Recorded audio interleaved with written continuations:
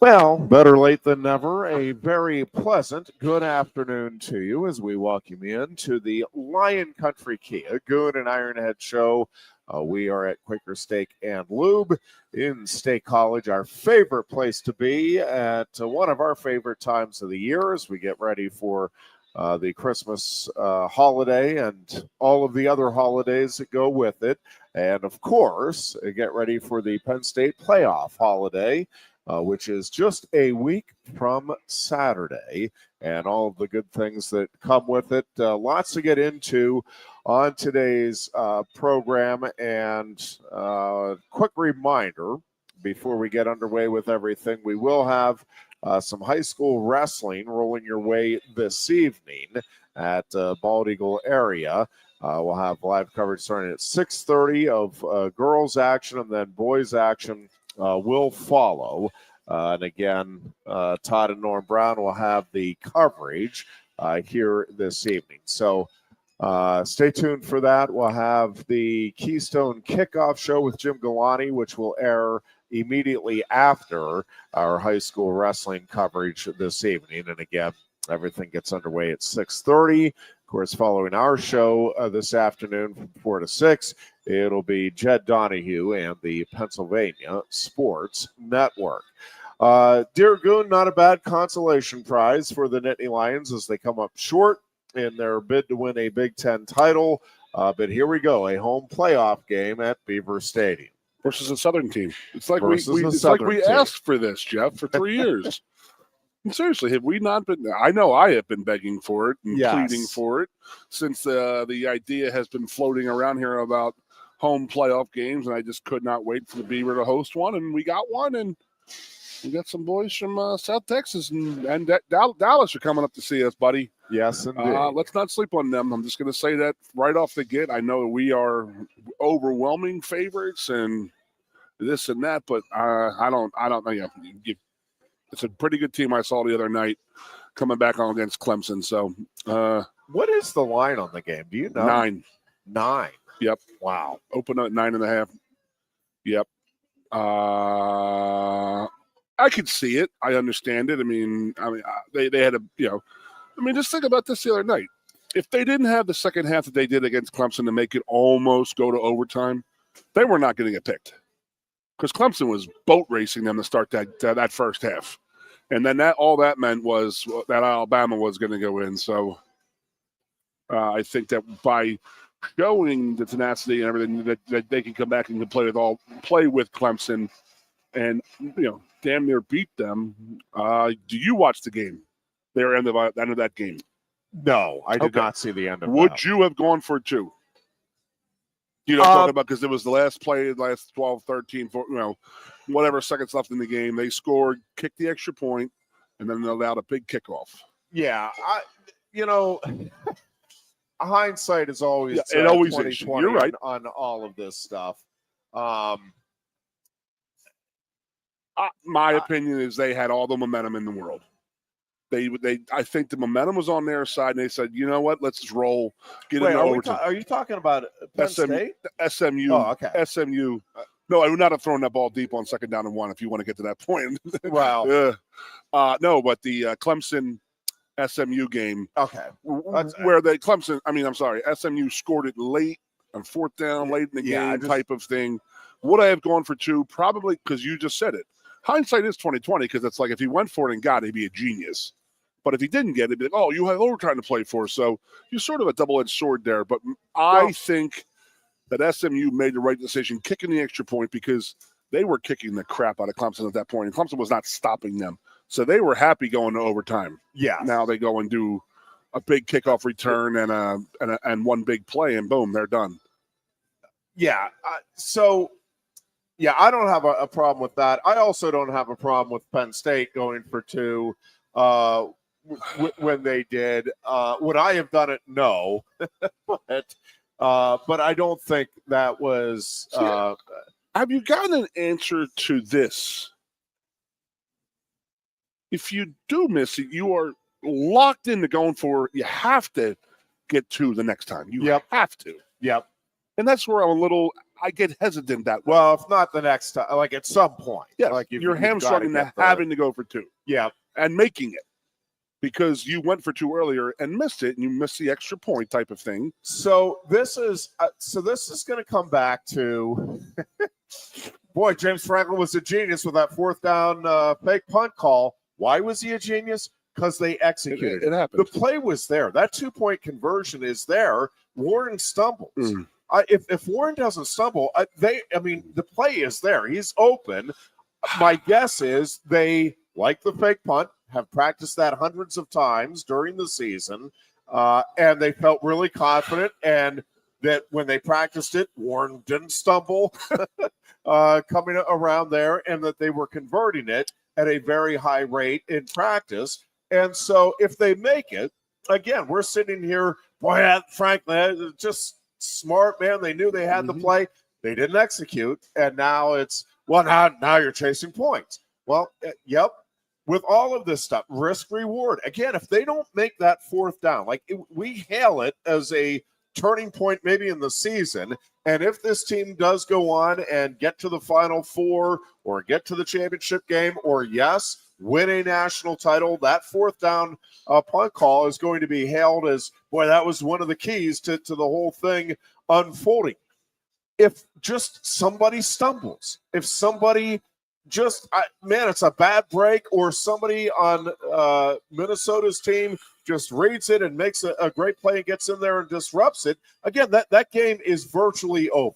Minnesota is going to be able to kick the field goal and win the game.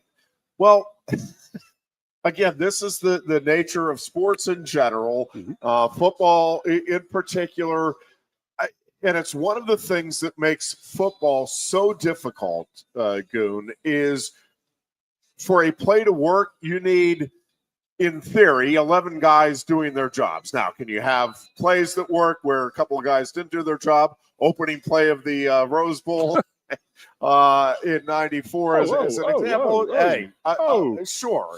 But, again, you need a lot of different guys executing things. And sometimes, again, everything is there. It's drawn up perfectly, and you just have, somebody, they trip over their own feet. It happens. We're human beings. Yep. Crazy things guard whiffs on a block. He's got pressure on him instantly. Of things. Guard steps on the quarterback. I mean, there's a lot of things. Yeah. So, I'm all right. Would I have gone for it? No. I wasn't thrilled with the decision to go for it. But honestly, after the play, even though it didn't work, I'm like, I'm actually more okay with it because, it was a great call. It really was. And it was there. Like, it would have worked, save for, again, just an unexpected stumble by your best player. Well, I can't. So I don't mind the aggressive nature. And listen, critically, you can say that was over-aggressive. In a moment where you didn't need to be over aggressive. I love how we went into that and went at that game. I really liked. Defensively, obviously, there's a lot to be worried about, but I don't think we saw a team with that kind of speed. But we hung in there and we beat the tar out of them up front. That's the best front seven in the Big Ten, they say. And we rushed for 300 yards on them and would have had more, could have had more. And listen, defensively, yes, obviously not a great game, but I also don't think it's quite as bad as many are making it out to be. Dylan Gabriel is a Heisman Trophy finalist for a reason. And I think he's going to come in fourth in the voting. Every time he needed to play, he made the perfect play. But yes, and if you go back and look, what was amazing and frustrating from the Penn State perspective, they are a hair away, like a split second away from many big moments in that game, including the fumble. The fumble by Gabriel, credit to him, he gets on it. Penn State is like a couple of inches away from securing that ball. I think it was Carter, right? Whoever it was. In my mind, it was Abdul Carter. But, he's literally – like, it looks like he's going to get it, and then Gabriel just at the last possible second. And there were a bunch of plays where it's like, Penn State's going to get – he got rid of it just in the nick of time. Or somebody in the secondary about to make a play, and nope, the receiver makes a great play instead. So overall, to me, many more positives coming away from that game, including I just put this in your back pocket here. If Penn State and Oregon meet again, right?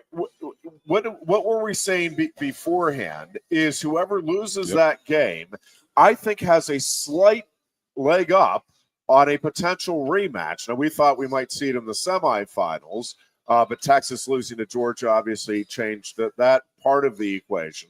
And so if we are going to see that rematch, it would be in the national championship game. But if we do, Penn State is going to make some adjustments. Now, I think Oregon will too. It's not like Oregon's going to sit there and say, all right, we're going to do the exact same game plan. I understand that, but there's a greater sense of urgency to the team who came up short. And for both of those teams, I think having seen each other is going to be a benefit. So, all right, now we know what to expect.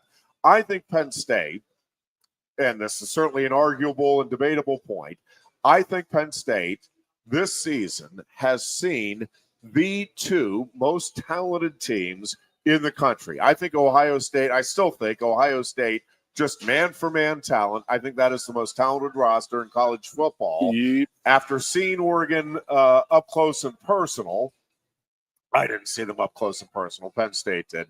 I think Oregon has the second best overall roster. They are both certainly way up there on the list of talented teams here in 2020. And we played them completely reversed. Our offense couldn't move the ball against Ohio State. Our defense could not stop Oregon. Yes, but very competitive in both games. In both games, there's a play or two, and that's always the way it is in these, and the championship teams make those plays. I get it, but I'm telling you, like, Penn State is right there. And so I think Penn State goes into we can't agree. We're not supposed to agree. With a ton of momentum and also a ton of good information that they have at their disposal, both about their opponents, potential opponents, and in-house. I think they know a little bit more now about, all right, this works, this doesn't work.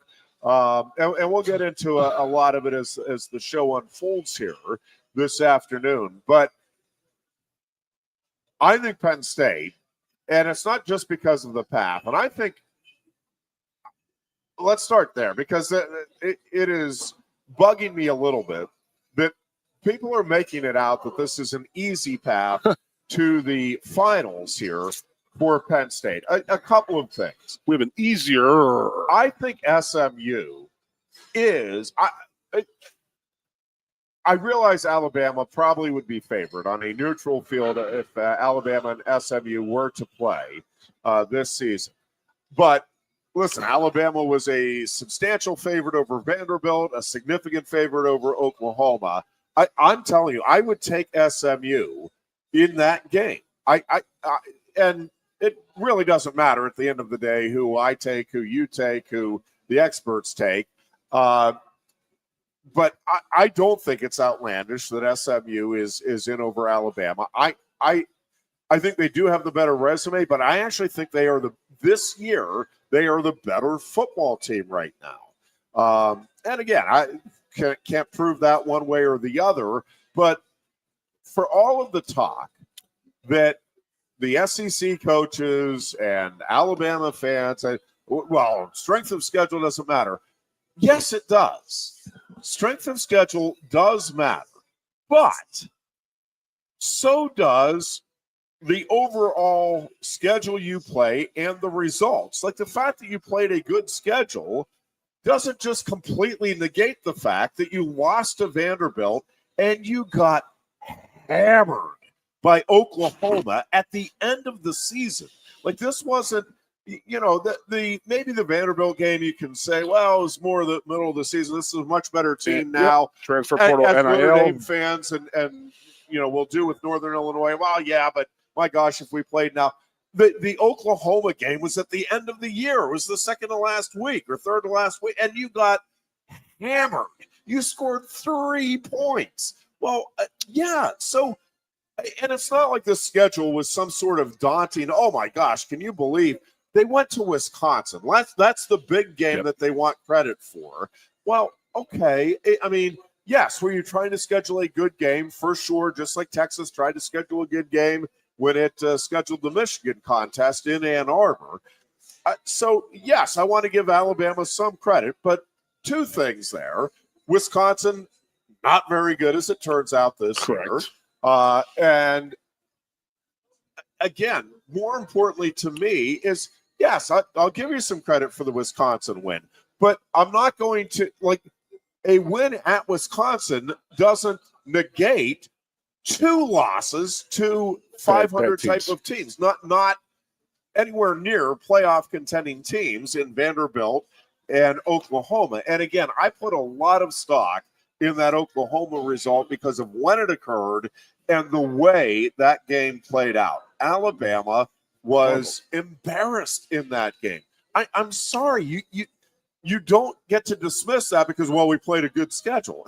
Who do they play? That's they're hanging their hat on the Wisconsin game. Yes, the other 2 games, and this is what they've traditionally Western done. Kentucky, and South Florida. And Nick Saban's out there, and a bunch of Alabama folks. Right? Well, I guess we'll change the way we schedule. Well, 2 things. One, fine, go ahead and do that. First of all, I don't think you're going to be allowed to do that because I do think we're going to have some sort of an SEC Big Ten arrangement where those conferences are going to play each other, and I think that's a good thing. I think it's a good thing for all of the teams. I think it's a good thing for college football and all of it. But again, you do get credit. I really do think you do from the committee and from college football at large for playing or even trying to play good teams. But you're wanting, to me, you have no control over the SEC schedule. And Alabama played, again, kind of a good schedule. It wasn't like Georgia had a tougher schedule in conference than Alabama, but they did have a good schedule, and they had a really good win over Georgia, no question. But again, you want into the playoffs. You can even have hey, we'll give you the mulligan on Vanderbilt, man. That's what Notre Dame get. That Vanderbilt team was really good. You don't get 2 of them. You don't get, and ultimately, again, they lost 3 games. And yep, Tennessee is a good loss for sure. But again, when you're comparing resumes, the wins over Wisconsin and Tennessee, Georgia, are outweighed by the loss to Tennessee and then especially Vanderbilt and Oklahoma. This Georgia win is negated by your Vanderbilt loss. Your Wisconsin win does not negate your Tennessee loss. And there's no other game that you have won that negates your Oklahoma loss. Yeah. None. I can't believe what I'm hearing from them. And then Feinbaum shilling for him out, obviously, too. And that drives you absolutely crazy. Well, we also watch the same station, and whether it's game who owns half the conference is the 4-letter network. So a couple of things about that. Always shilling for them. This is a tremendous opportunity in the coming weeks for this Penn State program to there was a lot of talk going into the Oregon game about changing the narrative. Correct. The narrative surrounding Big Game James and the Penn State program, and they didn't get it done in that game. But I think this coaching staff and I think this team is cagey enough that they learn some things. They're going to apply some things. Again, football and all sports, but football especially is one of those sports where if you are a good team, if you are a well-coached team, you get better and better with each experience. It's like win or lose. All right, we learned something there. Let's add this. Let's take this away. This isn't something that seems to be working for us. Whatever it is, you're constantly assessing. You're constantly self-scouting. You're constantly looking at the matchup is, against other teams. I thought Penn State, by and large, did a really good job on both sides of the ball. I know it didn't work out defensively. Tom Allen changed things up as that game went along. They were bringing a lot more pressure. And again, results are results, but man, were they close. And sometimes you do have to tip your cap. Like Dylan Gabriel played a fantastic game, got a lucky bounce on the fumble, and played a fantastic game. Just seemed to know exactly when he had to get rid of the ball and did it consistently. Drew Aller played a really good game. Not a great game because of the interceptions, and they were costly. No question about it. But do I think Drew Aller is going to learn from that experience? Yep. I love that we came back twice on them. What's that? How we just come back on them twice. Well, yes. And so like we didn't quit. You know what I mean? Yep. And listen, you get a different officiating crew, and I don't think the officiating is why they lost, but it didn't help. I will say that in the cause. The one that, and there were a bunch of things. I know the holding calls, and there's a bunch of things people are picking up on. But the one thing that they're supposed to be doing in the booth is, right, if you see a play that is clearly not properly called, the catch was a catch. Like, I mean, zero question about it. We had 2 replays. James Franklin is on the sideline saying, guys, that's a catch. And they don't, that one really is a mystery to me as to how you get that one wrong. And that's a really bad look. People are saying he should have called a timeout, but then what if they don't review it then and it costs himself a timeout then? I mean, that one was that one was bad. They came back very bad. And I also don't, and it didn't matter. Yeah, yes, you're right. They got the first out and all of it, which to a large, right, good teams, you overcome stuff. They couldn't quite overcome the hole that they fun game though, themselves. Man. It was a fun game, Jeff. It was, and again, I think it's a beneficial game for Penn State to have under its belt. So this narrative that Penn State though has they're getting rewarded, unlike Oregon. Listen, I think this is being greatly overstated. First of all, I think SMU is a really good football team, like really good. Now, I think Penn State at home, yes, they should win this game. And if Penn State is what it thinks it is, and if the Big Ten is what it thinks it is, and all of that, yes, they need to win it. But they're making it sound, they being, the Paul Feinbaums of the world, you're making it sound like Penn State is out there playing a MAC school for the right to get to the quarterfinals, and that Oregon is playing like an NFL team. Yeah.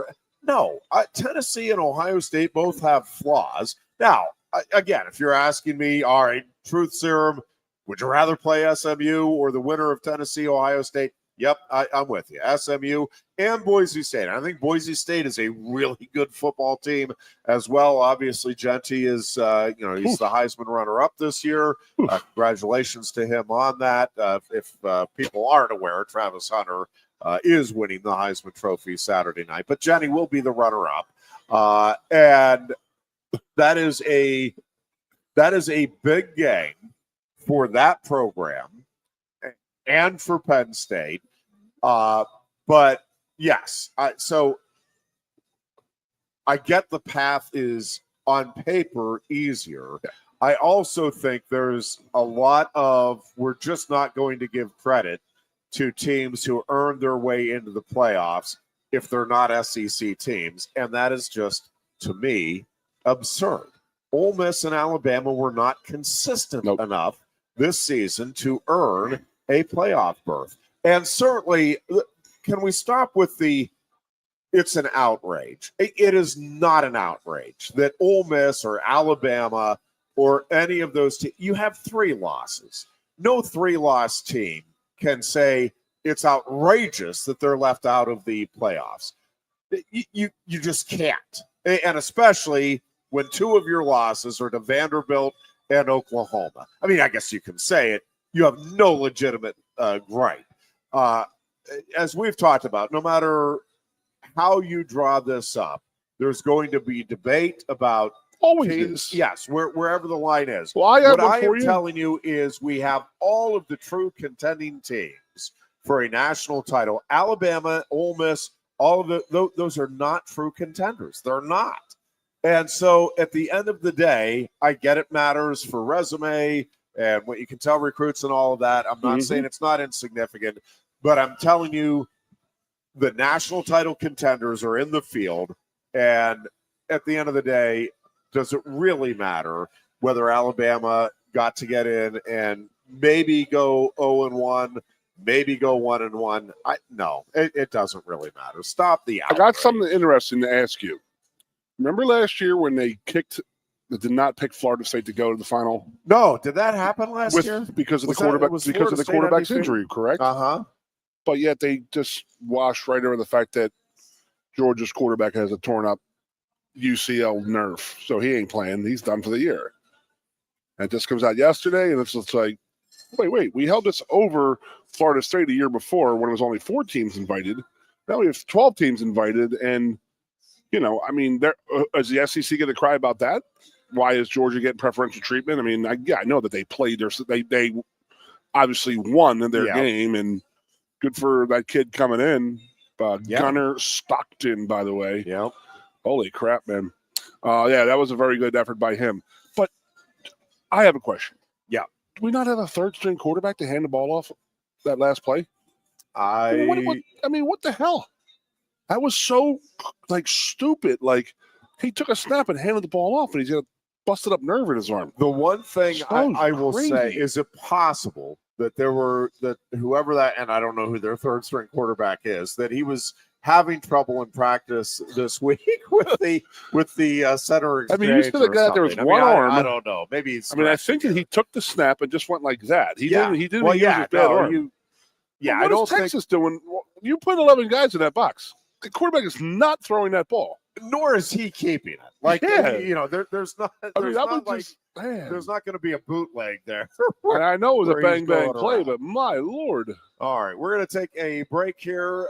We are off and running on our Tuesday edition of the Lion Country Kia Goon and Ironhead show here at Quaker Steak Lube. Coast into fall with a new Kia from Lion Country Kia. Right now, get a 24 Kia Seltos for 5.25% APR for up to 48 months. A new Sportage plug-in hybrid at 0.9% APR. Check out our 23 Sorrento hybrid for as low as 4.5% APR. And don't forget, all 2023 and 2024 Kias come with a 10-year, 100,000-mile limited warranty. Stop in and meet with one of our sales experts today and coast into fall at Lion Country Kia. We want to see you in a Kia.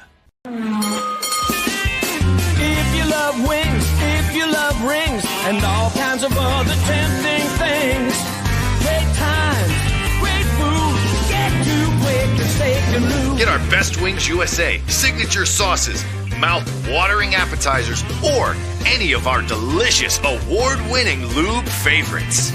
Great times, great food, get to Quaker Steak Lube. I'm the Modelo Recruiter, and I'm looking for fans with good hands and great speed. The ones who stay focused and never miss a play. They go the distance on game day, even when their team is away.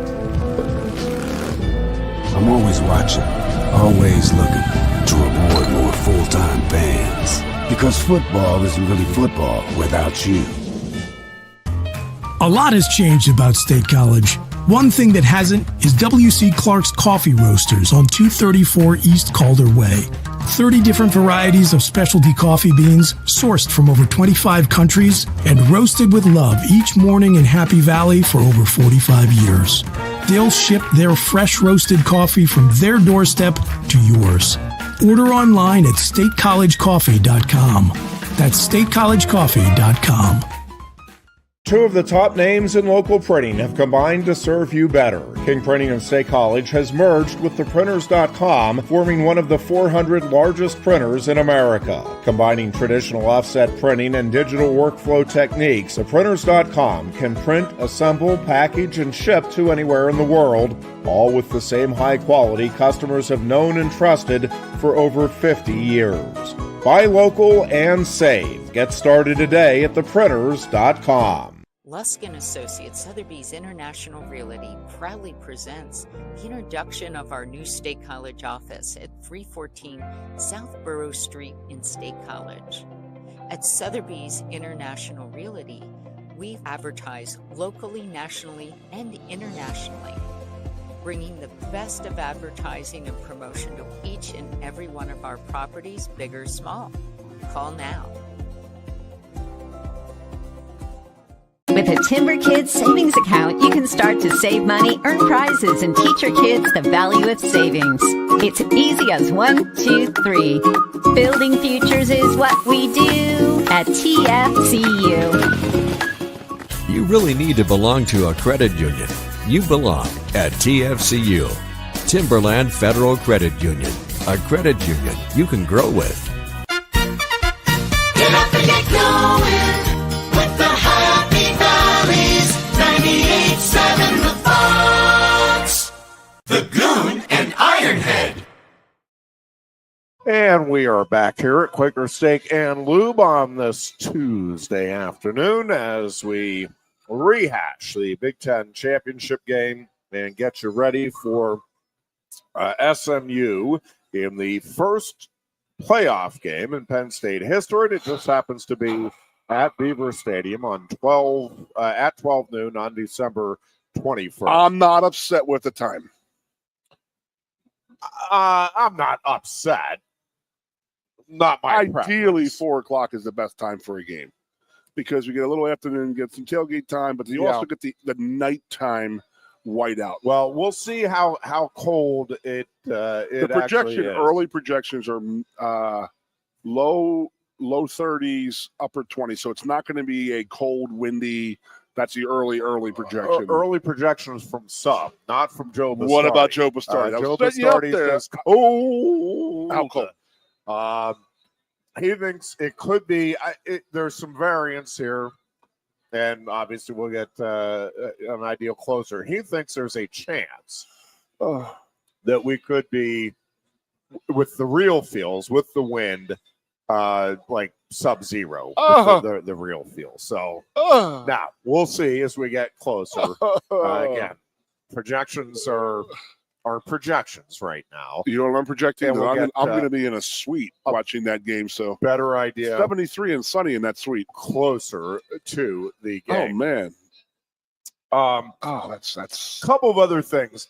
Penn State basketball tonight, a big one. Goon. This is. We talked about a huge opportunity with Purdue. I didn't think it was a huge deal if they lost that game. Well, they didn't. Not only did they not lose, they just laid the hammer down on Purdue. So now, kind of similar situation where this is not a devastating loss. If you go on the road and lose at the rack, it's like, okay, well, that's, it's tough to win in the Big Ten. It's easily excused. Penn State is a favorite tonight, which I do think is interesting. Now, Rutgers, I think, is 5-4. They're in that ballpark right now. And coming off a loss to Ohio State on Saturday in their Big Ten opener. But much like the Purdue game in the Big Ten opener at home, this is what an opportunity for Mike Rhodes' squad to really, I really thought they would be in the top 25 this week. If you carry out the AP rankings, they would be 30th. That just seems, and I understand we've talked about in football, brand name and all that, but Purdue sitting there with 2 losses, still in the top 20.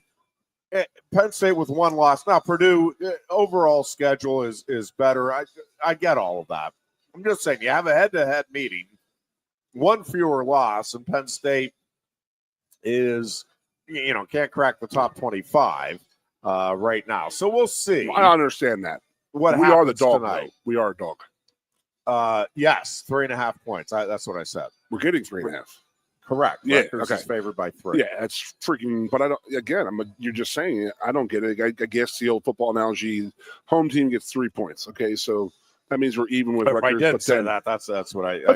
No, I meant to say. I think ESPN. Joe Lednowski said that ESPN's the analytics thing always just cracks me up. But I think he said they have it was a 52%. Penn State does 52 or 53% chance to win the game, which is see, that's my question. And then you turn around and it's like, and you're a 3-point underdog. Yeah, see, I have another question for you. Saturday, they were saying the Penn State football has a 56% chance of beating Oregon. And I'm like, oh, that's pretty good. But was that with spread or without spread? Do you know? I don't know. It's so crazy. That's all they talk about now. That must be with spread. I didn't. I don't know, but it just seemed like, why would people 56% of everybody pick Penn State? But it's criminal that we're not in the top 25. It's really criminal in my opinion. And I don't know. Get there, though. Rhodesy is, Rhodes is sitting there. He goes, he's using that. Oh, yeah. He's using all of that tonight. Trust me. Well, I was listening to those guys wound up. Dick Girardi was on with Joe Lednowski so good. Prior to our program. And Girardi is really high on this Penn State team. I mean, we're high on them, but like that's a guy that knows basketball inside and out. And Girardi was from the Goon and Ironhead show.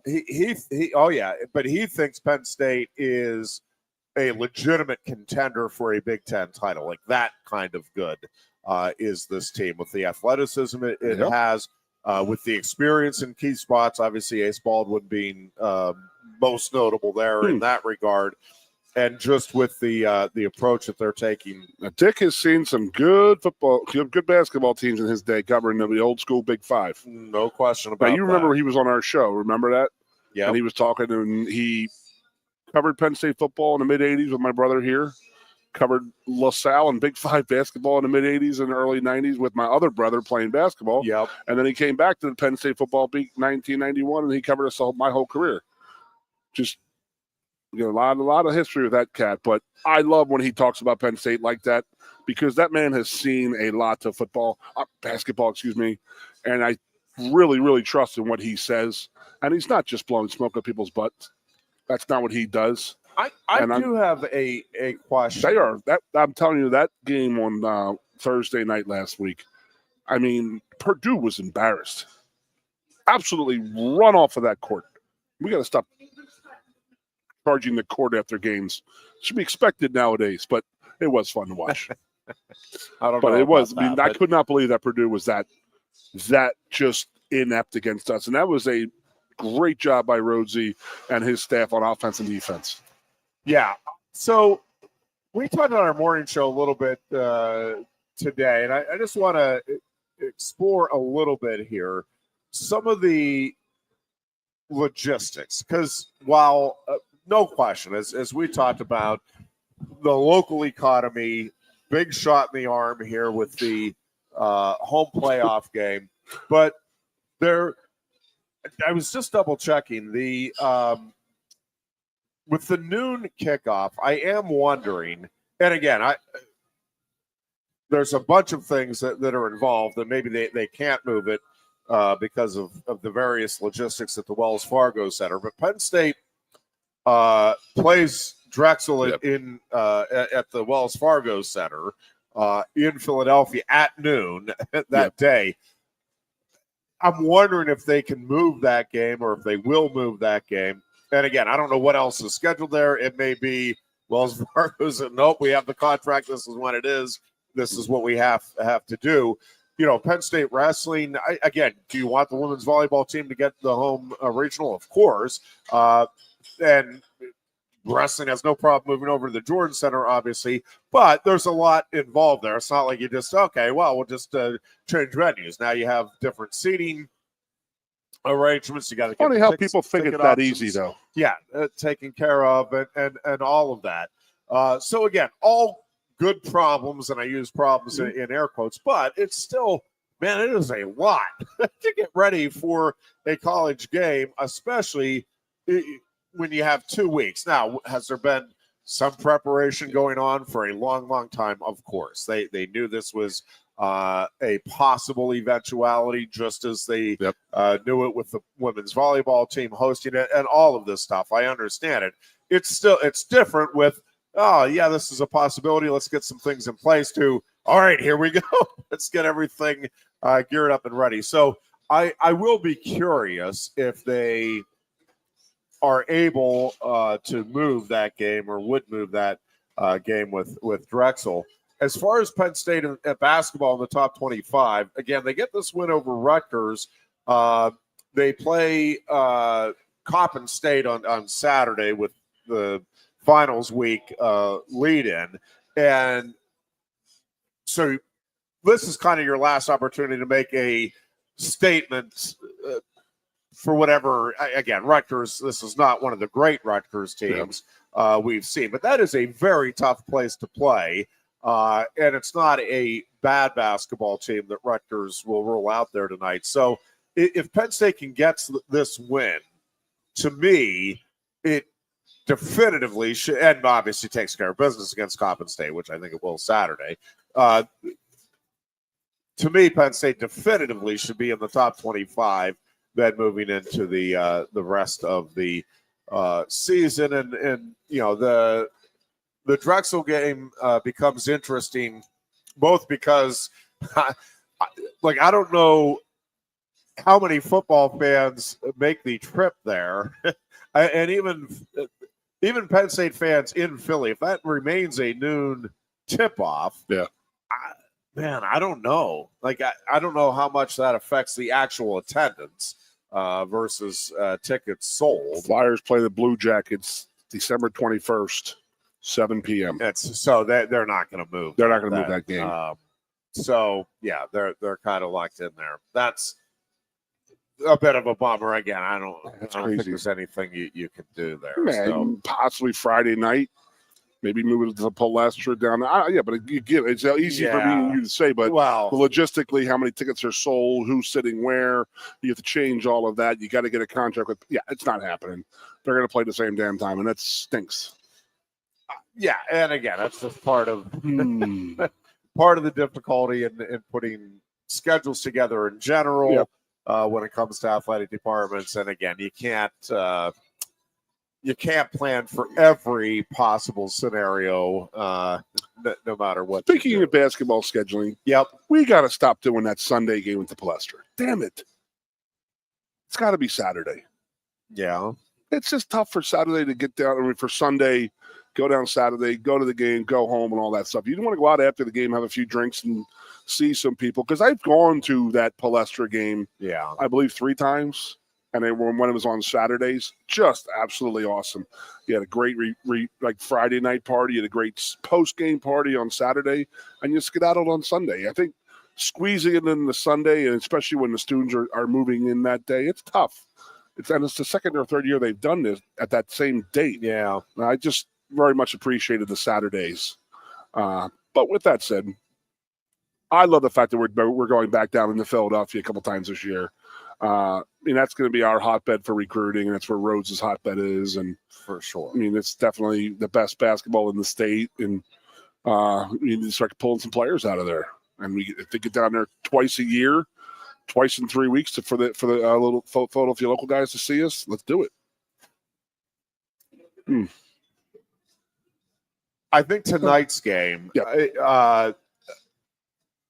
one of the things that I love about this basketball team is the different ways it can beat you. And obviously it is a frenetic pace that they set.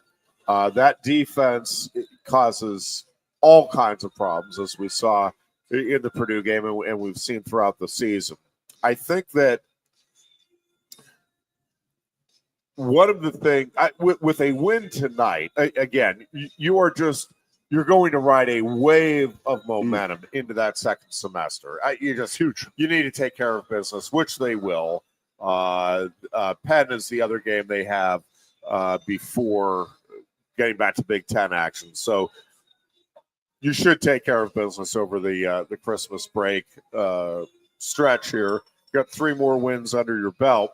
Again, if you win this game tonight, you're going to kick off January at 12-1 on the season and undefeated in Big Ten play. And then just listen to this. And again, always dangerous to start getting ahead of yourself, but can't help but start thinking about. And again, listening to Dick Girardi today, that's a guy that knows a lot more about basketball than I ever will. And to listen to him talk about, like the ceiling for this team is kind of a deep run in the NCAA tournament and being right in the mix here for a Big Ten title. That's pretty heady stuff for a program that is used to maybe an NCAA tournament appearance once a decade or so. And you kind of rejoice over those NCAA tournament seasons, let alone wins in the NCAA tournament. But let's just, if they get the win tonight and they take care of business over the break, again, big ifs, but I think they're going to win tonight. I really do. I think this is a tough matchup, just style-wise, for Rutgers. So then you come in, you have a wave of momentum. I think the bandwagon jumpers, you're welcome to board, and here we go. How's this to get off and running then? You have Northwestern at the Bryce Jordan Center.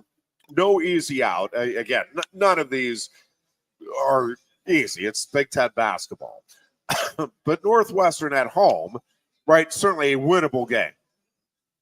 I think the contrast of styles there, the contrast there, though, that's going to be a wild game to watch and see how that one unfolds. That's just going to be very interesting to watch. But then you have the Palestra game against Indiana, and again, a very winnable game. Both of those games certainly could go either way.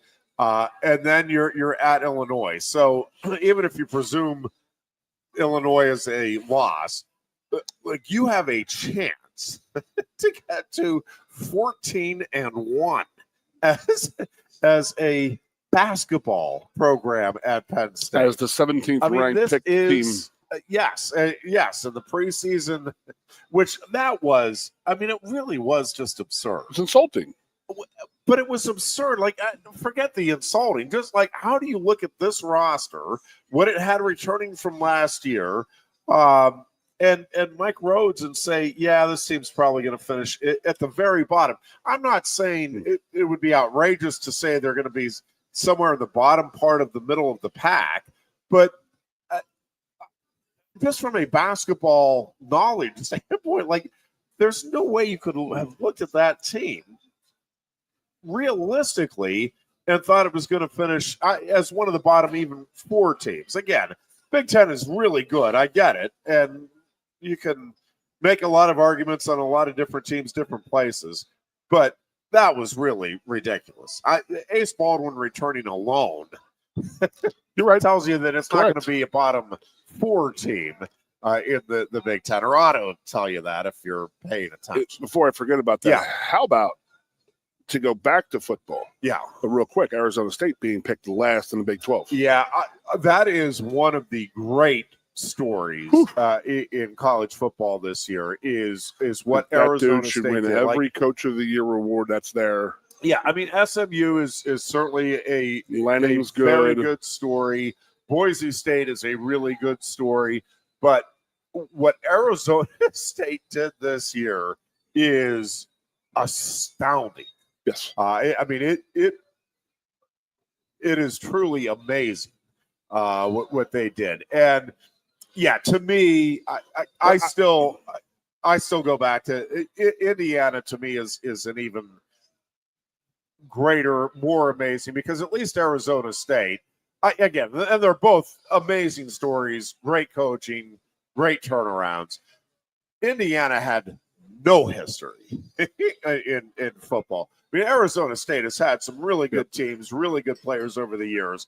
Indiana has had some good players, obviously, but I mean, Arizona State has Indiana got a higher, as the playoffs. Yeah, Arizona State at least has some pedigree. Now, nobody saw, to your point, either of these teams. I mean, I don't think there was anybody anywhere, maybe outside of the coaches of those two teams, that were like, yeah, I could see Arizona State as a playoff team, or yeah, I could see Indiana emerging as one of the 4 Big Ten teams in the playoffs. No, nobody was forecasting that back at the start of the season. Yep. So just like every time I see Penn State was picked 17 in the Big Ten, I say, look at Arizona State and look at that Haribo is how I kept on calling that running back the other day. My Lord, was he running tough. He is. Who did he remind you of? Really? I know you're going. I know we're going really break. Good. Yeah. Former Big Ten running back. Who's that? Looked like Allstott. He Yeah. really, the way he. Yeah. I need Chris Berman doing the play-by-play. Boom, boom, boom. No, but he was. That was a fun game to watch, man. Yeah, they're impressive. No doubt about that. All right, we're going to take a break here. We're back with more. It is the Lion Country Kia Goon and Ironhead show here on Sports Radio 98.7 The Fox. Coast into fall with a new Kia from Lion Country Kia. Right now, get a 24 Kia Seltos for 5.25% APR for up to 48 months. A new Sportage plug-in hybrid at 0.9% APR. Check out our 23 Sorrento hybrid for as low as 4.5% APR. And don't forget, all 2023 and 2024 Kias come with a 10-year, 100,000-mile limited warranty. Stop in and meet with one of our sales experts today and coast into fall at Lion Country Kia. We want to see you in a Kia. If you love wings, if you love rings, and all kinds of other tempting things, great times, great food, get to Quaker Steak Lube. Get our Best Wings USA, signature sauces, mouth-watering appetizers, or any of our delicious award-winning lube favorites. Great times, great food, get to Quaker Steak Lube. I'm the Modelo Recruiter, and I'm looking for fans with good hands and great speed. The ones who stay focused and never miss a play. They go the distance on game day, even when their team is away. I'm always watching, always looking to reward more full-time fans. Because football isn't really football without you. A lot has changed about State College. One thing that hasn't is W.C. Clark's Coffee Roasters on 234 East Calder Way. 30 different varieties of specialty coffee beans sourced from over 25 countries and roasted with love each morning in Happy Valley for over 45 years. They'll ship their fresh roasted coffee from their doorstep to yours. Order online at statecollegecoffee.com. That's statecollegecoffee.com. 2 of the top names in local printing have combined to serve you better. King Printing of State College has merged with theprinters.com, forming one of the 400 largest printers in America. Combining traditional offset printing and digital workflow techniques, theprinters.com can print, assemble, package, and ship to anywhere in the world, all with the same high quality customers have known and trusted for over 50 years. Buy local and save. Get started today at theprinters.com. Lusk & Associates Sotheby's International Realty proudly presents the introduction of our new State College office at 314 South Borough Street in State College. At Sotheby's International Realty, we advertise locally, nationally, and internationally, bringing the best of advertising and promotion to each and every one of our properties, big or small. Call now. With a Timber Kids savings account, you can start to save money, earn prizes, and teach your kids the value of savings. It's easy as 1, 2, 3. Building futures is what we do at TFCU. You really need to belong to a credit union. You belong at TFCU, Timberland Federal Credit Union, a credit union you can grow with. WFXS, The Fox, your sports radio. Broadcasting live, loud and proud from Central PA's Sports Authority, WFXS America. 98.7, The Fox, State College, the Goon and Ironhead. And we are back here on this Tuesday afternoon as we get you ready for Penn State basketball tonight. Nittany Lions at Rutgers. And, of course, Penn State women's volleyball, chance to get to the Final Four with 2 more home victories. Penn State will take on Marquette on Friday afternoon. Texas and Creighton will square off at 1 o'clock. And then Penn State will face Marquette a half hour after that first match concludes. So probably somewhere in the 3:30 ballpark, although it depends on, obviously, how quickly that first match goes. I think most are anticipating that Penn State will face the 2-time defending national champions, Texas, for the right to go to the Final Four on Sunday night. That'll be an 8:30 match at Rec Hall, and that'll be a fun one if that is what occurs. And obviously Creighton and Marquette have other plans, but Penn State, Texas for the right to go to the Final Four and to have that match at Rec Hall would be pretty doggone special here for that Penn State program. So best of luck. That's this weekend. Talk a little bit more about that on Thursday. Yeah. Another good boost to the economy, of the local economy, that we weren't expecting and now we're getting. So I expect it to be a great Christmas from you, Jeff. Thank you. I expect some gifts galore. Yeah. No, but we got to talk about that. I mean, there's definitely the double-edged sword of, of playing that game against Oregon the other day, and you win. Okay, you get a bye, you go to the Rose Bowl. That's awesome. It's great. Congratulations to the players. But also, we lost that game. We have an influx of $20 to $30 million coming into the university, into the town next weekend. And I think that's freaking amazing. They have a nice little influx this weekend with the volleyball people coming in, selling some rooms, and man, it'll be hectic next weekend for sure. So have you heard any scuttlebutt? The only thing I've heard about is we sell the tickets, but we're not getting the money for them. College football playoff people are getting the money for the tickets. We get merchandise, food, and parking as a university. Yeah. Which is pretty substantial. Rather, yeah, for not expecting it and not having it. Now, do you have any idea how they're paying playoff teams, or no? But I asked last week about the players. Are players getting any kind of compensation for playing in these playoff games? I don't know. I don't know either. It would be interesting to know that. And I'll make some phone calls, because this is a bold trip for these guys.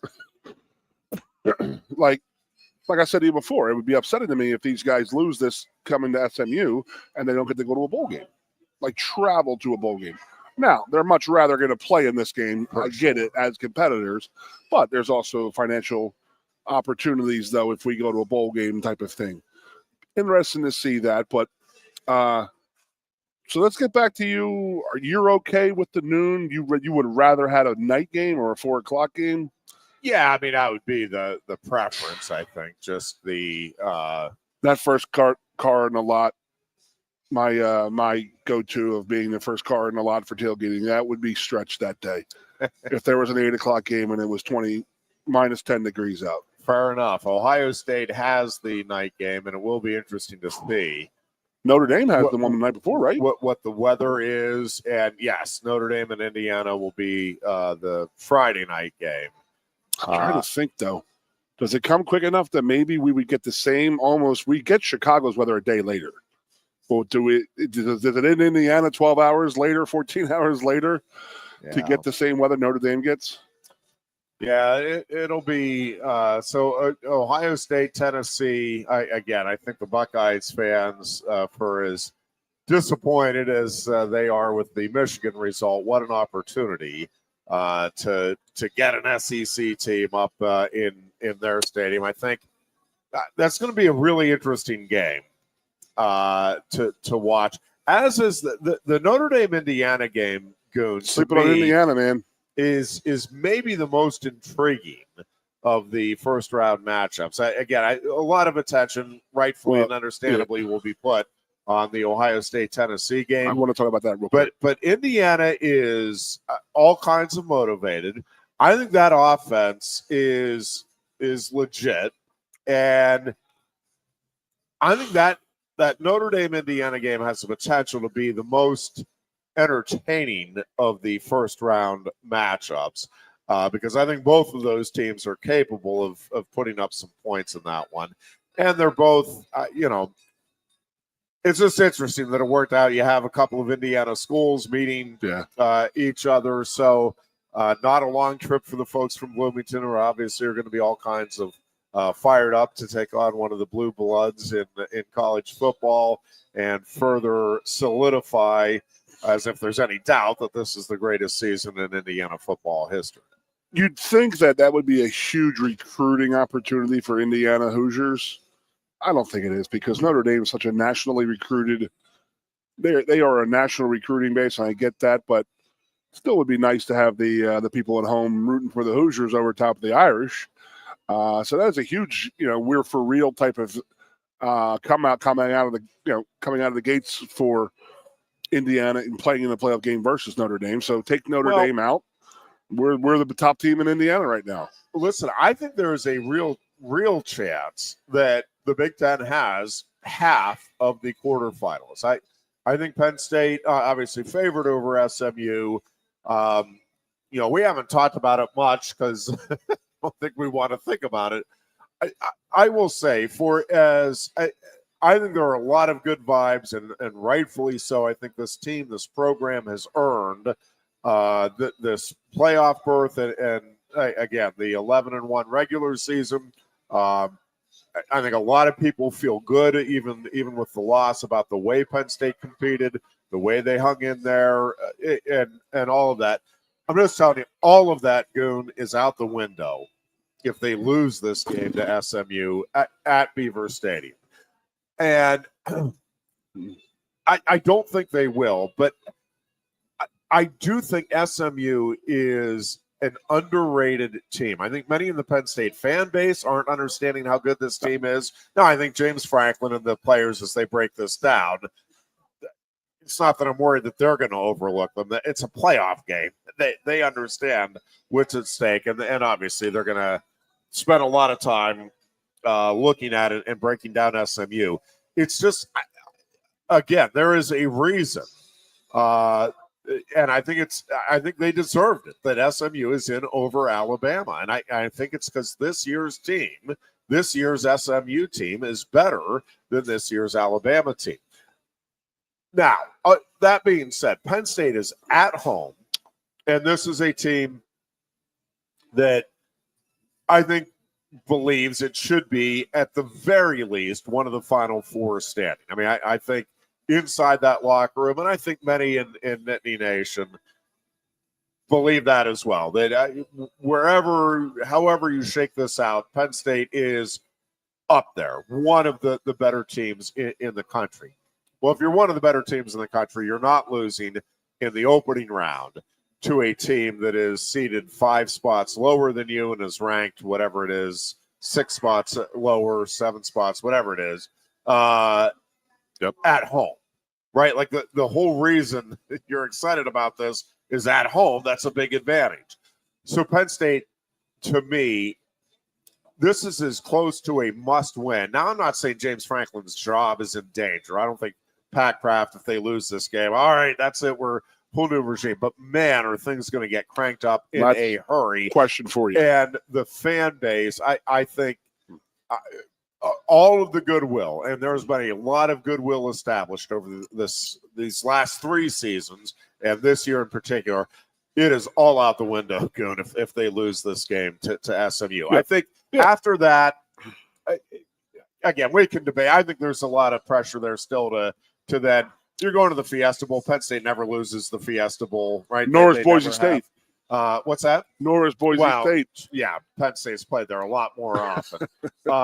And, again, we'll be favored, even though they'll be the lower seed. I have a fear.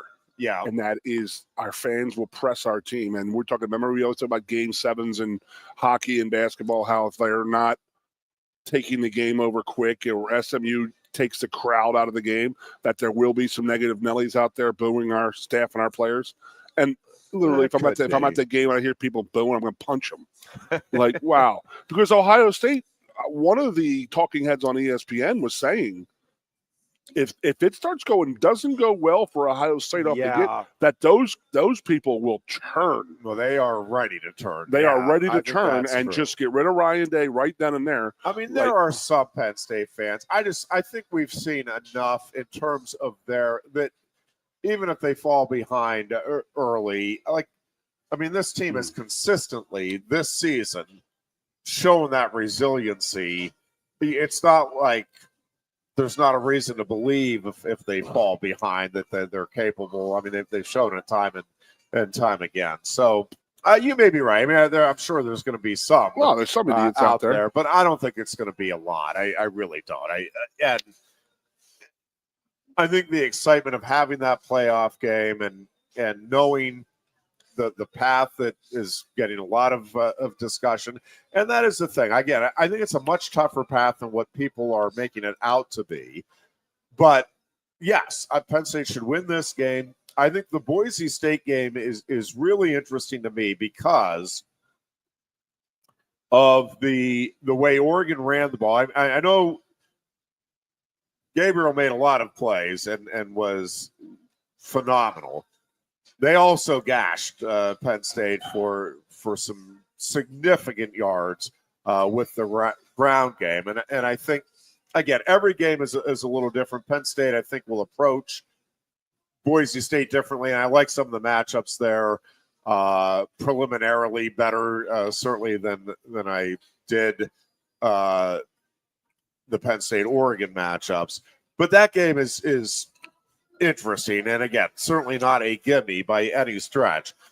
But if Penn State gets past that one, okay, and does get to the Final Four, then where I think this gets really interesting is you either have a Georgia team where injuries notwithstanding, right, the perception, the national perception, well, here's not sarcastically, Big Game Kirby, who that's just what they do. Georgia finds a way to win the big games when it matters most against Big Game James derisively. Penn State never wins these. What an opportunity if that comes about. And if it doesn't, it's because either Notre Dame or Indiana, right, took out Georgia. Yep. And both of those games, I think, would be fascinating as well. So if Penn State gets to the Final Four, and again, I think these are much better games, and I wish they were being treated a little differently because I think both SMU and Boise State are really good teams and tough matchups this season. But that next round is where Penn State can really make it say, if it takes care of business, big if, against both SMU and Boise State. Again, potential with Georgia, and I think if you're Penn State, and that's the best way or the easiest way to truly change the national narrative here, which is you just go out and you beat the top dogs, quite literally, in college football in recent years. But if it's not Georgia, it's either Notre Dame or Indiana, which means it's either an Indiana team that has set the world on fire and would have taken out Notre Dame and Georgia and proven that it is a legit contender. And again, the hot new coach who's getting all of the rightfully, if he gets to the Final Four, I mean, I don't know, build the statue now for Indiana, Arizona State final game. Yeah. So, or you have Notre Dame, which again, enough said. Notre Dame, Penn State in the Final Four. Yes, please. Sign you up for that. So just a tremendous opportunity for Penn State, and then obviously well-earned yes, opportunity. Then you get the chance to you will change the narrative, and then again you're one game away from the opportunity that Penn State fans were wondering if they'd ever see again, let alone with James Franklin as head coach. So a lot of possibilities, a lot of exciting possibilities, but it starts with Penn State having to take care of business. The one thing that is not getting, at least I have not seen it getting a lot of attention, Goon, and I think this is a storyline here. So one of the things with the bowl games, right, over the years has been finals week, you take off. The players, they're not practicing. They're probably having workouts and that sort of what they thing. usually do is go in and get 3 workouts in, nothing formal. Correct. Good. Well, this game, if you're not aware, December 21st is at the end of finals week. Now, the thing I've pointed out for years, because it just drove me crazy before we had the playoffs, the argument was, well, you can't have playoffs because of academic concerns. Well, my gosh, we'd have it on finals week. Now, never mind that the women's volleyball team has had to play its Final Four in finals week since I've covered them. Division 1 AA, Division 2, Division 3 football, all the same thing. And so it's like, well, how are we expecting the women's volleyball team to do it, but you can't expect the football team to do it? That always seemed absurd to me. That being said, even in this NIL era, and we're hearing different stories about the degree to which different players or teams are taking the academic side of it seriously or not.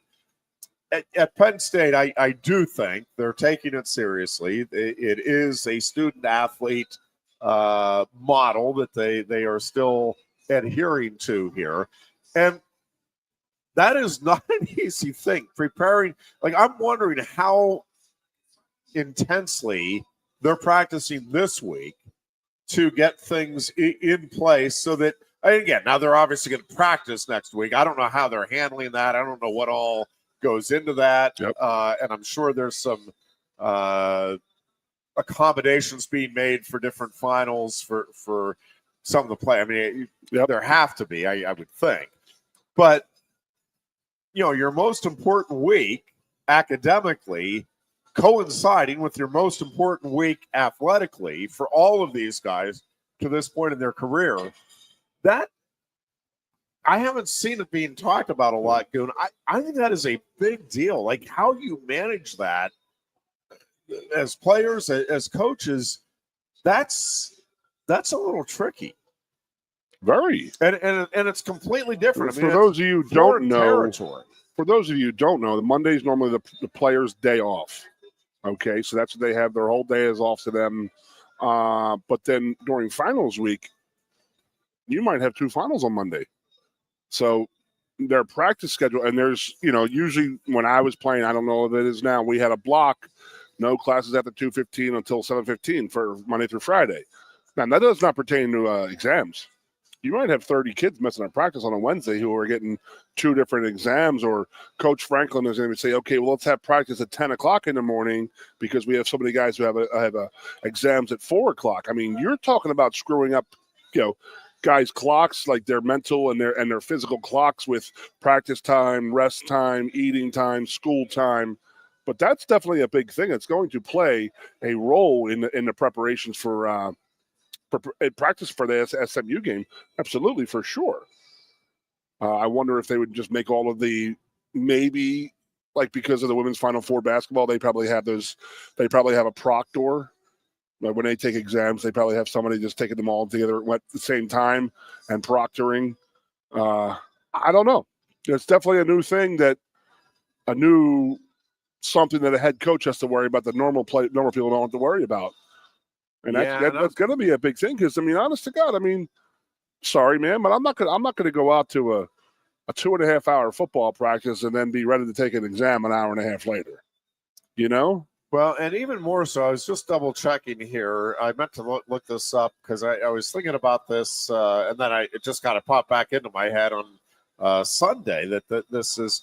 So SMU, it looks like that they're not everybody has final exams at the same time, but it does look like they'll have final exams that week too, which while it is challenging for Penn State for sure, you add into the equation, they are traveling. And they're not traveling a little bit of distance. And I'm sure they're traveling while some of these guys have final exams scheduled.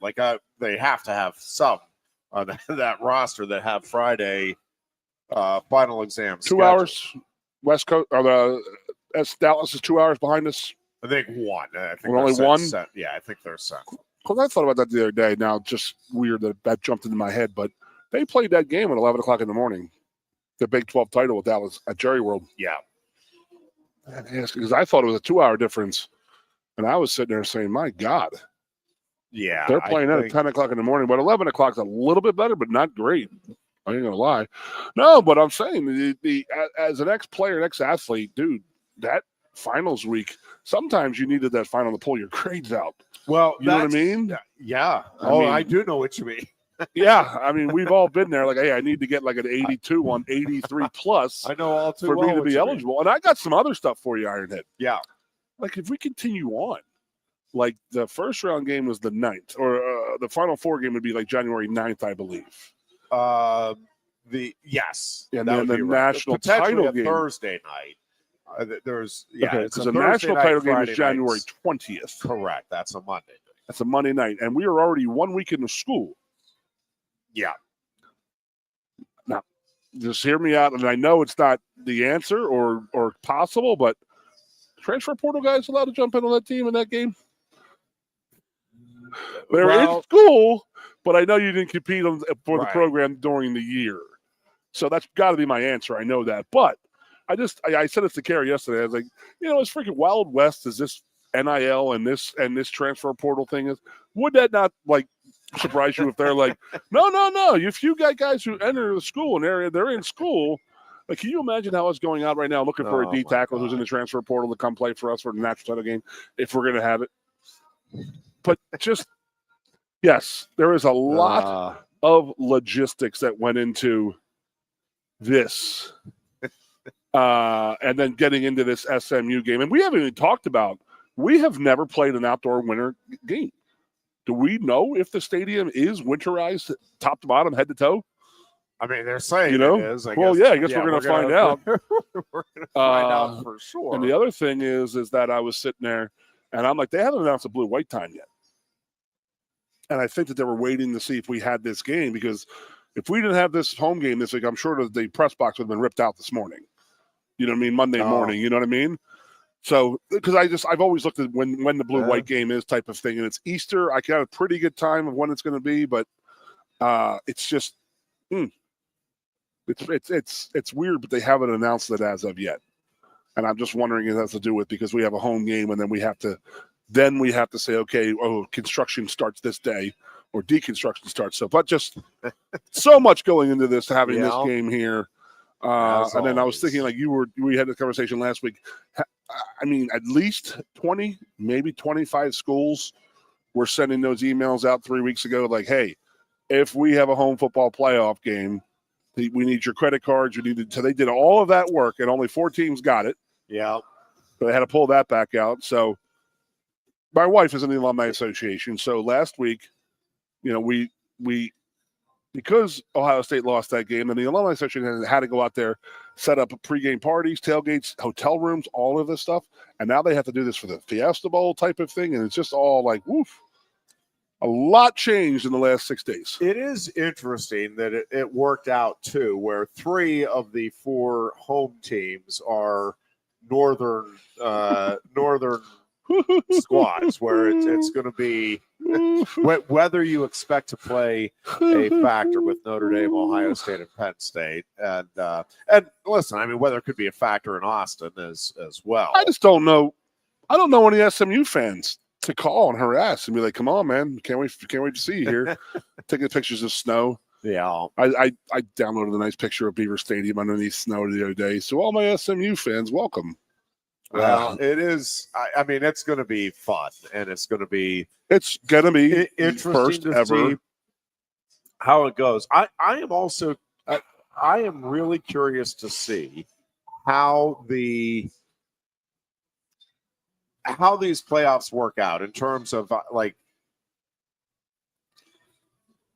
I think the 4 home teams, and listen, they're the higher seeds, so. I don't know that you can attribute it just to the home field advantage, but I am expecting the 4 home teams to win the first round matchups. I think the one that, and certainly Tennessee is capable of beating Ohio State. I think that Indiana Notre Dame game is the one that to me seems the most dicey. I was reading, and different people have different opinions, obviously. The Clemson-Texas game is fascinating for several reasons, but not the least of which is the coaching matchup there. And like Clemson and Texas feel like similar programs, right? Like Penn State feels, certainly since the sanctions with SMU in the early 80s, Penn State is a different level program, has been now. We were talking about it last week or 2 weeks ago that SMU is, as we move forward here, future. Yes, they are going to be a big time player for the foreseeable with future the NIL, because of the money. Yes, the NIL money that the SMU people have, and the religious affiliations and stuff like that. They are going to be in very good shape. And the Texas money that those people have. That Trey Bauer is the one who brought that up to me. I think we were all in here watching one. I think it was. No, it may have been the Players Show, but he was saying, "Hey, dude, that's a sleeping giant."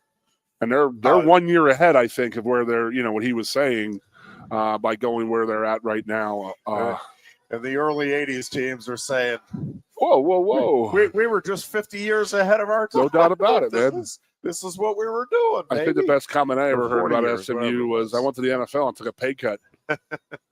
I mean, you ever watch that 30 for 30? Now it's actually going to be the case. It'll be rare, but there's going to be that possibility where you have, especially if it's a hot shot quarterback who has a great college career, but, people aren't projecting as an NFL star. You could very well be making more money in college than you do when you go to the NFL. That's Booch's first thing about the NIL he had mentioned years ago. And he goes, I'm waiting for that first lawsuit of a guy whose game does not work its way up into the NFL. But they can be making $3 million in college, so they're going to sue the NCAA, sue the university, make a Supreme Court ruling of why they are not allowed to stay in college for 11 years. And pursue. Hey, if you're in class, degree after degree, right? Yep. They can. Jeff Byers is working on his 42nd degree here in undergrad. Oh lordy! But that's a. Yep. Everything we're talking about it's all true and all coming to fruition, Bubba. We'll take a break here. When we come back, we're going to talk some NFL and some Penn State wrestling as we continue.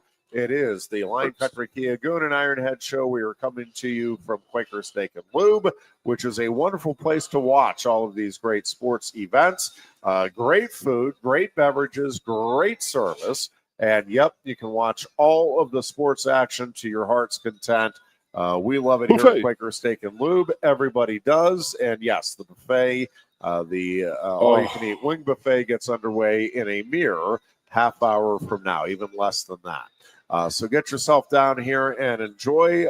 Check out what we've been raving about for years. And come on down to the Lube, Quaker Steak and Lube here in State College. Again, we're coming right back in mere minutes. Coast into fall with a new Kia from Lion Country Kia. Right now, get a 24 Kia Seltos for 5.25% APR for up to 48 months. A new Sportage plug-in hybrid at 0.9% APR. Check out our 23 Sorrento hybrid for as low as 4.5% APR. And don't forget, all 2023 and 2024 Kias come with a 10-year, 100,000-mile limited warranty. Stop in and meet with one of our sales experts today and coast into fall at Lion Country Kia. We want to see ya in a Kia.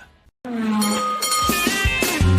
you love wings, if you love rings, and all kinds of other tempting things, great times, great food, get to Quaker Steak Lube. Get our Best Wings USA, signature sauces, mouth-watering appetizers, or any of our delicious award-winning lube favorites.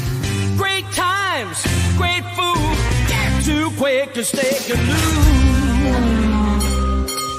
I'm the Modelo Recruiter, and I'm looking for fans with good hands and great speed. The ones who stay focused and never miss a play. They go the distance on game day, even when their team is away. I'm always watching, always looking to reward more full-time fans. Because football isn't really football without you. A lot has changed about State College. One thing that hasn't is W.C. Clark's Coffee Roasters on 234 East Calder Way.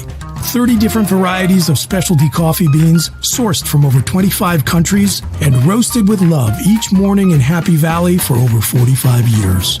They'll ship their fresh roasted coffee from their doorstep to yours. Order online at statecollegecoffee.com. That's statecollegecoffee.com. Two of the top names in local printing have combined to serve you better. King Printing of State College has merged with theprinters.com, forming one of the 400 largest printers in America. Combining traditional offset printing and digital workflow techniques, theprinters.com can print, assemble, package, and ship to anywhere in the world, all with the same high quality customers have known and trusted for over 50 years. Buy local and save. Get started today at theprinters.com. Lusk & Associates Sotheby's International Realty proudly presents the introduction of our new State College office at 314 South Borough Street in State College. At Sotheby's International Realty, we advertise locally, nationally, and internationally, bringing the best of advertising and promotion to each and every one of our properties, big or small. Call now. With a Timber Kids savings account, you can start to save money, earn prizes, and teach your kids the value of savings. It's easy as 1, 2, 3. Building futures is what we do at TFCU. You really need to belong to a credit union. You belong at TFCU, Timberland Federal Credit Union, a credit union you can grow with. WFXS, on together. Your sports radio.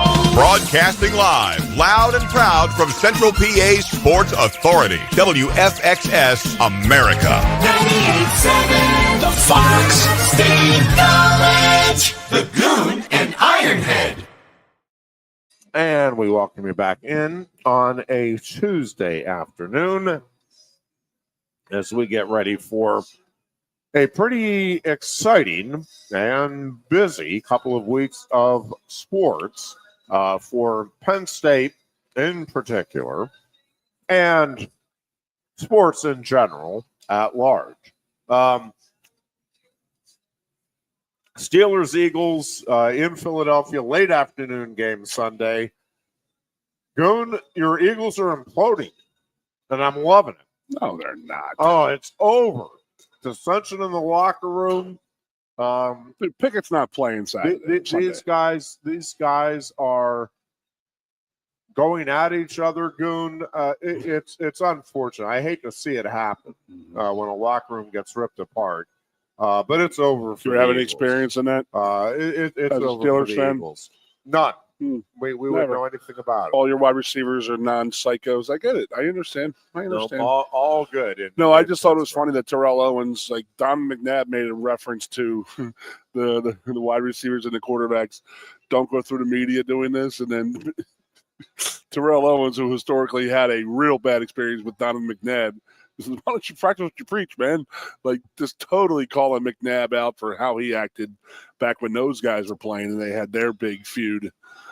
I mean, are they really complaining? I mean, I don't think there's an issue. I don't. It's a big issue. Yeah, you want it to be. I do want it to be. It is a preview for the Super Bowl, to be honest Just with you. for this week. How cool would that be? No, it'd be I bad dreamed here. About it. That would be awesome here. We've had way too many of our dreams answered this year. I got a home playoff game versus a Southern team. We're going to go to the Final Four. We're going to win the national freaking title in football. The Eagles are going to play the Steelers in the Super Bowl. However, the Flyers and Penguins are not going to meet each other in the playoffs this year. Maybe we'll have them play at Beaver Stadium. I don't think we have to worry about that. And don't think the Pirates and Phillies are going to meet up in the playoffs either. Although we can hope somebody will be there. We can hope. Well, yeah, it's gonna cost you $200 or $765 million to get one of these top of the line players for 15 years. That is going to be viewed as one of the dumber. I think that's going to be viewed as one of the You know dumber what? deals Kerry in was like, what's he going baseball. to do? He's be playing baseball at 40, 41 years old. Wow. And I said, well, Kerry, here's an idea. Maybe the $51 million that they're promising on, it'll only be like $20 million now. Here's the The thing. way contracts are going. He is not a great defensive player. And Dan Patrick actually was making the point this morning that we'll see. I think it's a distinct possibility. Patrick said it by the time he's 30. He's 26 now.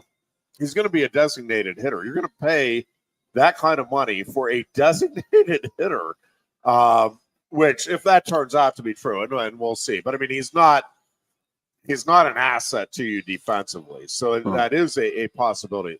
It is. I mean, I know we talk about it all the time, fans. His salaries are insane. This is insane. I mean, this one A-Rod, really 10-year, $250 million and that was the one that just like everybody was like, what? Oh my God. And now we just went to A-Rod could 275. do a lot of different things. Like, I mean, he was. Oh, yeah. I'm saying the bloated contracts. I understand, but what I'm saying is this one, like, this is not a 5-tool player by any stretch. I mean, this one really does not make sense. It doesn't make economic sense for baseball. It doesn't make economic sense for the Mets. That like hurts me. He's not bringing in that hurts me fans to the degree that contract would tell you he ought. He's not likable either. Well, there's that, but even just from a playing standpoint, you're right. You're going to be paying is. $55 million for a bat off the bench. Thanks to our buddy Alan. So I'm still not sure. He sent us a link to a story on the business of sports, if you will, and the college football playoff schedules and payouts. And the payouts, we knew this. What I saw, and at least I glanced through the story here real quick during the break. I'm still not clear on. Like, if it is spelled out how much money goes to the players or if any of this money goes to the players. It's $4 million a school. So, like, the Big Ten, let me just get this. $4 million for each of the 12 teams that makes the playoffs, $4 million for each of the 8 teams that makes the college football playoff quarterfinal. So that's an additional $4 million. An additional $6 million for each of the 4 teams that makes the semifinals, and an additional $6 million for each of the 2 teams that then play for the national championship. Additionally, each team who participates in the playoff receives $3 million to cover expenses for each round. So the Big Ten, which has 4 teams in, is bringing in $20 million, SEC $16 million, ACC $8 million, Big 12 and Mountain West $4 million apiece, and of course Notre Dame $4 million. What I don't know is, like, are the schools compelled to share any of that money, a certain percentage of that money with the players? And is it? Well, I know how they break it up with the schools. Is it like predetermined that all right, $1 million goes to the players and they all get paid evenly on your roster? I mean, I don't know. That's the part I'm still. I know that the school gets money from the university, from the conference. They take out what your travel expenses were, and then what you have left over goes into the kitty for the other for the other 18 teams or 17 teams in the Big Ten. So I have a question. It said $3 million for travel expenses. Are we going to get $3 million for expenses for team when we are hosting? That's a good question. You know what I mean? Would just the traveling team get $3 million, or is Penn State University getting $3 million? So I don't know. I mean, I heard that we collected all the money for the tickets, and all that money goes to the college football playoff people. And I'm like, well, you have people working there. You better kick something back to Penn State when it comes to the ticket sales. And I know we get the merchandise, food, booze, and parking. Yeah. That's gravy. We're not sharing that with them, with SMU, I don't think. But yes, I don't know what the players are getting. I truly, truly don't. And then is this above bowl money? Is there like a certain amount of money that Penn State gets to keep because they're in the 12 that, say a team like Minnesota doesn't get the same. So if there's a dollar for dollar, for the last place team and the 4 top teams, said it a million times. We would not want Patrick Kraft's job. I mean, there is a lot of money being thrown around and this and that, but it's like something adds up too, though. So $3 million to travel for SMU. I mean, would they give Penn State $3 million just to host because they got to pay people? I mean, maybe that's what they're going to be trying to do, to pay to work the stadium, work the game, all that stuff. That's a good point. I do want it to be cold, but I don't want it to be to the point, Jeff, where it's the teams aren't getting to places because of a weather blizzard type of thing. And then they're going to say, you know what, we can't do this. This is why we don't do this. Beat it, bye-bye. We're doing away with this. I love the way this is set up. You tell me in the last 30 years more excitement you had about a college football season this late in the season than you do right now. It's not there. This is so amazing what's going on and how many teams are still involved, still talking about it, still chance to win a natty. It's great, man. It's great for the game. But again, I love the home field setup. I truly, truly do. Because it always feels like we, as a northern team, always feel like we're traveling to the south or out west for better weather, where we want our weather every once in a while. Like Buffalo Bills, they love that weather up there. The Green Bay Packers, they love that weather up there. They use it to their advantage. We should too. But I still want something to happen catastrophic where they have to, stop doing the home playoff games because of issues with travel and stuff like that. Logistically, I mean, hell, we're putting 5 more new hotels in State College, so I don't think that's really going to be an issue going forward, hotel space-wise, because honest to God, I mean, how many hotels were already sold out because of graduation this weekend? Oh, yeah. And then restaurants were already going to be filled. They already had reservations filled. And now you get the influx of 200,000 more people coming to town here for a weekend, for a football weekend, looking to go somewhere right after Penn State plays their game. It's a nice little pump in for the economy. I do have to say. I mean, you have to think that too, right? I would think. Yeah. Yep. You may want to start your cab company back up right there just for the weekend. By the way, start running around. We did get breaking news from Annapolis today. Of course, the Army-Navy game is coming up in our nation's capital on Saturday. Army coaches have decided they are only dressing 15 players for the game on Saturday. Now, you think about offense, defense, everything involved. They've made the decision they're only dressing 15 players. The coaches believe the rest of the team can dress itself. Go Navy. That's from Annapolis here today. So keep an eye on that. See if you can figure out which ones had the coaches dress them and which ones did it all by themselves. That's from Annapolis. It is pretty funny. Looking forward to the Turtle Army play football Navy yet? game. Has he played football yet? Turtle? What's that? Turtle? No. Because I always flag find football. when little kids start or people who never played football looking at uniforms and not having any idea where the pads go, it's one of the funnier things in this world. Yeah. Like, what is this? Where do I put this thing? And that's funny. Yep. Good stuff. Entertaining stuff for sure. Army Navy is one of my go-tos every year. You know that. You can listen for Absolutely that game. love it. By the way, starting at 2:00 Saturday afternoon, right here on Sports Radio 98.7 The Fox. Again, we'll have high school wrestling tonight. Central Mountain at Bald Eagle area. We'll have girls action starting at 6:30. Todd and Norm Brown will have the call, and then the boys meet will follow. We'll have all of that for you here on Sports Radio 98.7 The Fox. That'll follow Jed Donahue and the Pennsylvania Sports Network, which will roll your way from 4 to 6, and then we'll have Fox Sports from 6 to 6:30 here later today. But looking forward to the Army-Navy game on Saturday. Again, Steelers and Eagles on Sunday. What?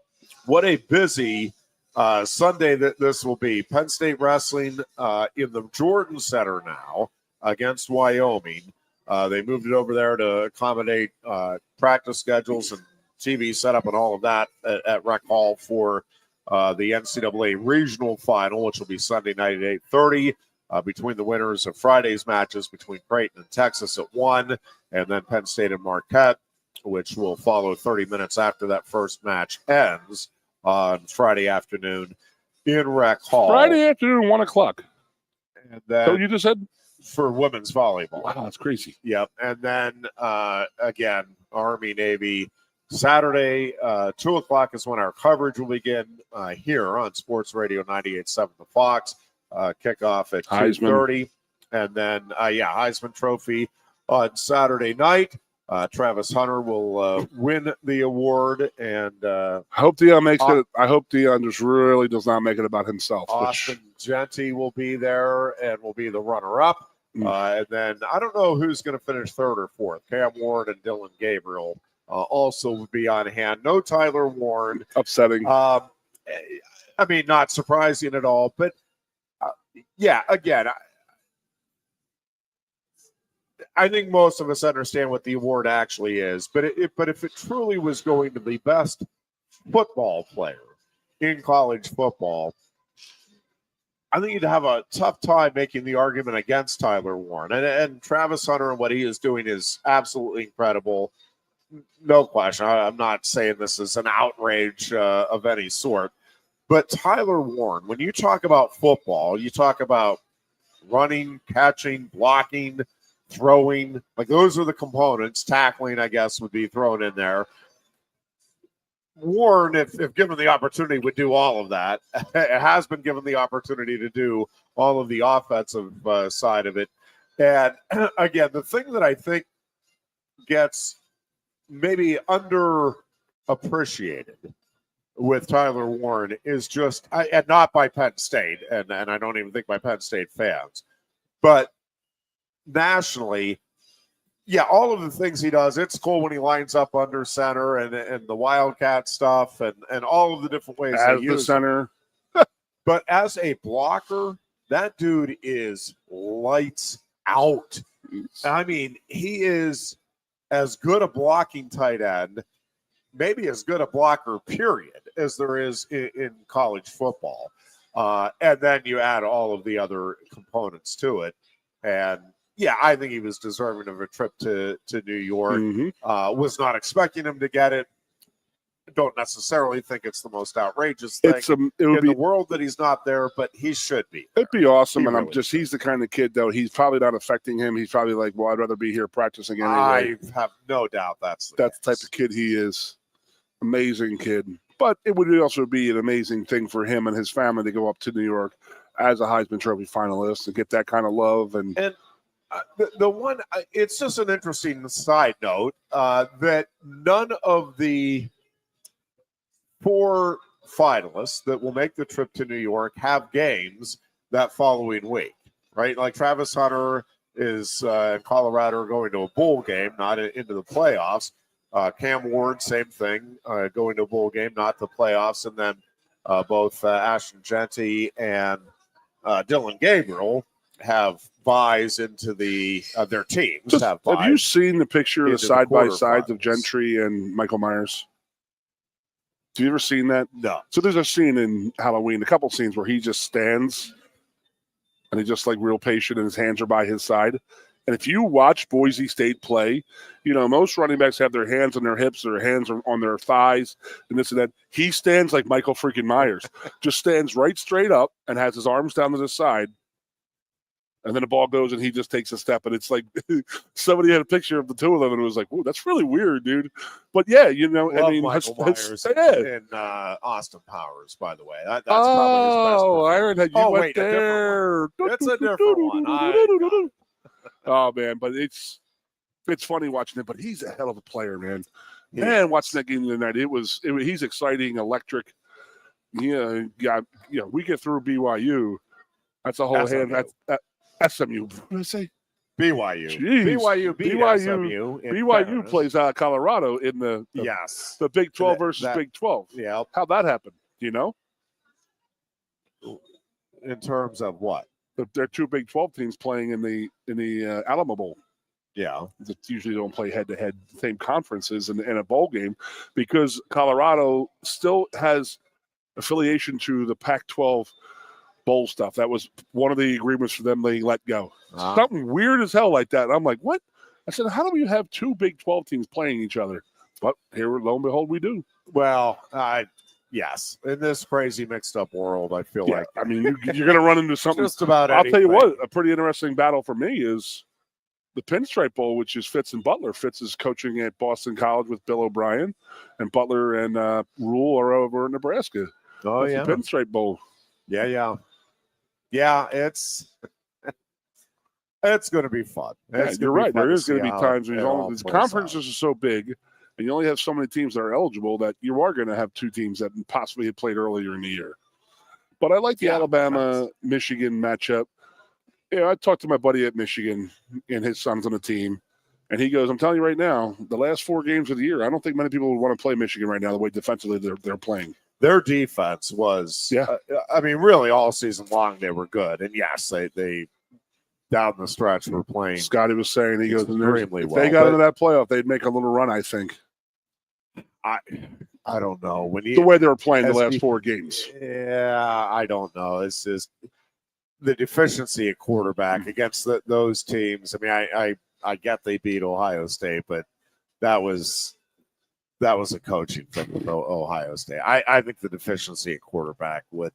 I don't think Michigan would have been able to do anything against those teams in the playoff. I think they're much better team, certainly at the end of the year than they were earlier. But you just can't be deficient at quarterback. There you go. And make any kind of. All right, Ed, make it happen, baby. All right. Again, stay tuned. We'll have high school wrestling tonight. Central Mountain and Bald Eagle area. Coverage will get underway at 6:30 with Todd and Norm Brown. We'll be back Thursday. Talk about Penn State basketball's big win over Rutgers tonight. We'll talk about the Army-Navy game coming up. And, I'll probably talk a little bit more about the Steelers and the feuding Philadelphia Eagles. The locker room is completely fallen apart in Philadelphia. Go Birds. And, you hate to see that. We should hire Tomlin as a consultant to come in and fix it. Indeed, you should. We'll be back on Thursday. Until then, be good and be safe. Coast into fall with a new Kia from Lion Country Kia. Right now, get a 24 Kia Seltos for 5.25% APR for up to 48 months. A new Sportage plug-in hybrid at 0.9% APR. Check out our 23 Sorrento hybrid for as low as 4.5% APR. And don't forget, all 2023 and 2024 Kias come with a 10-year, 100,000-mile limited warranty. Stop in and meet with one of our sales experts today and coast into fall at Lion Country Kia. We want to see you in a Kia. If you love wings, if you love rings, and all kinds of other tempting things, great times, great food, get to Quaker Steak Lube. Get our Best Wings USA, signature sauces, mouth-watering appetizers, or any of our delicious award-winning lube favorites. Great times, great food, get to Quaker Steak Lube. I'm the Modelo Recruiter, and I'm looking for fans with good hands and great speed. The ones who stay focused and never miss a play. They go the distance on game day, even when their team is away. I'm always watching, always looking to reward more full-time fans. Because football isn't really football without you. A lot has changed about State College. One thing that hasn't is W.C. Clark's Coffee Roasters on 234 East Calder Way.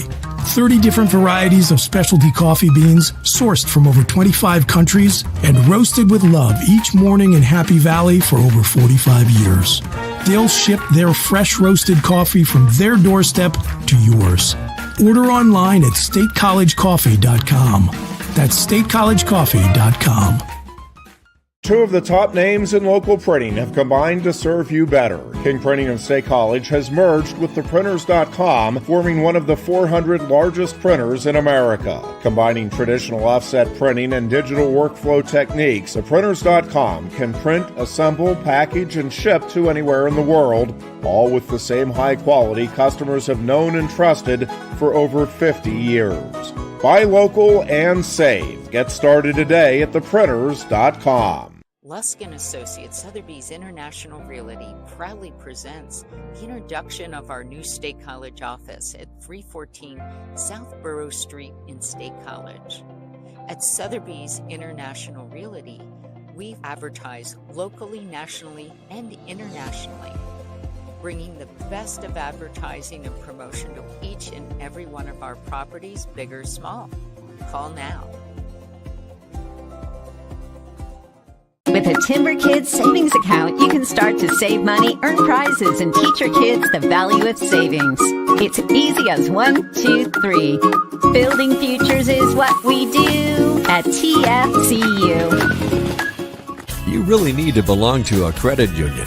You belong at TFCU, Timberland Federal Credit Union, a credit union you can grow with. WFXS, your sports radio. Broadcasting live, loud and proud from Central PA's Sports Authority, WFXS America. 98.7, the Fox State College. The Goon